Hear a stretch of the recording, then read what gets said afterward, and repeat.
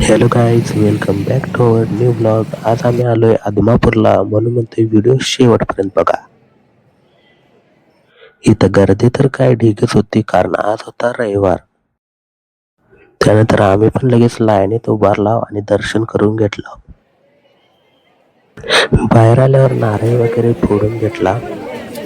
त्यानंतर इथं वरती आंबील प्यायला आला. प्रसादासाठी लय मोठी लाईन होती, म्हणून आम्ही ठरवलं की डायरेक्ट पुढे निघायचं. मग इथं रस्त्याच्या वर येऊन 1-2 फोटो काढले आणि मग पुढे निघालो लगेच. आता आम्ही आलो इथं अक्कोळमध्ये, म्हणजेच आपल्या मामांच्या घरी. इथं आतमध्ये आल्या एवढं भारी वाटायचं मित्रांनो, एकदम पॉझिटिव्ह एनर्जी होती बघा इथं. बाहेर पाऊस चालू होता, म्हणून आम्ही इथं आतमध्ये बऱ्याच टाइम थांबलो होतो. इथलं सगळे दृश्य आमच्या एकदम मनात बसलेलं होतं. असं वाटायलं की इथनं जायला. तुम्ही सुद्धा कधी इथं येऊन गेलात का? कमेंटमध्ये सांगा. आणि जर कधी याय नसशिला तर एकदा नक्कीच भेट द्या. पाऊस कमी झाल्यावर आम्ही इथनं निघालो, कारण आम्हाला जरा पुढं पण जायचं होतं.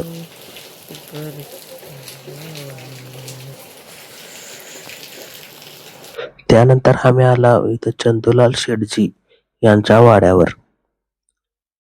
मामांच्या घरापासून अगदी जवळच आहे. तर यांनी आम्हाला थोडी इतिहासाची माहिती सांगितली, तर तुम्ही पण नीट ऐका. तो हा वाडा हे चंदूलाल शेट्टी हे मामांचे पहिले असतात. मामाने जे पहिलं रूप दाखवलं ते ह्या शिर्डीचं कुटुंब. ते कुठल्याही देवदेवतेचं रूप धारण करू शकतो.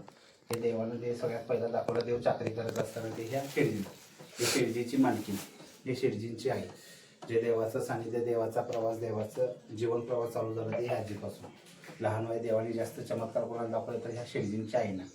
नंतर एक 18-20 वर्षानंतर देवाने खूप मोठा चमत्कार दर्शन ते ह्याच आजीला घडलं.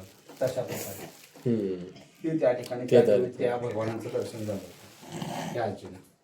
हे शिर्डीची बायको, देव जिवंत असताना देवाची ज्यांनी पूजा केली ती ही होती. तो हा फोटो. त्या फोटोमध्ये ह्यांना दोघांना देव साक्षात दर्शन द्यायचा. शिर्डीच्या मिसेसना, शिर्डीच्या सुनेना. म्हणजे त्यांनी फक्त हात जोडले, त्यांच्या बाबतीत काही अघटित करत असेल तर देव डायरेक्ट समोरासमोर बोलायचे. चंदूलाल शेटजींचे हे नातू, यांनी पण बाळूमामांच्या बरोबर सहवास लागलाय. एवढा असताना देवाचे मांडीवर खेळले. भरपूर त्यांना म्हणजे 3 वेळा मृत्यूच्या दारातून बाहेर काढले. त्यांना लई मोठा आजार होता, विघ्न होता, त्रास होता, फिटचा त्रास होता. असे आजार होते की कुठला डॉक्टर बरा करत नव्हता. तो आजार माझ्या वडिलांचा मामाने बरा केला कायमचा. त्या वाड्याची इतिहास सांगाल तेवढा कमी आहे. बाकीचं सगळं तुम्हाला मालिके, सिरियल, ग्रंथामध्ये सगळं तुम्हाला दाखवलं. तर जो मामाला आवडता गोड पदार्थ म्हणजे माझ्या शेटजीची आजची लापशी मामाला खूप आवडायची. ती परंपरा आम्ही अजून दर अमावस्येला परंपरा चालू ठेवली. तुम्हाला बी भविष्यात पसंत घडला तर एकतरी अमावस्येला लापशी.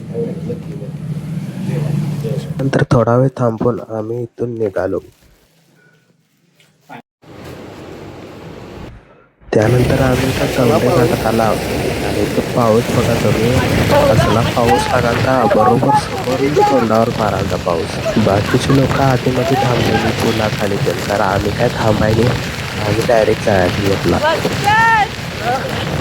त्यानंतर बराच पुढं आला, खरं पाऊस काय जायला तयार नव्हता. थोडाफार कमी झालेला, खरं पाऊस असा लागालता की डोळं पण उचकायला आमचं तयार नव्हतं. शेवटी हीच लाईफची एन्जॉयमेंट असते असं म्हणत म्हणत आम्ही जोश मध्ये पुढे गेलो आहोत.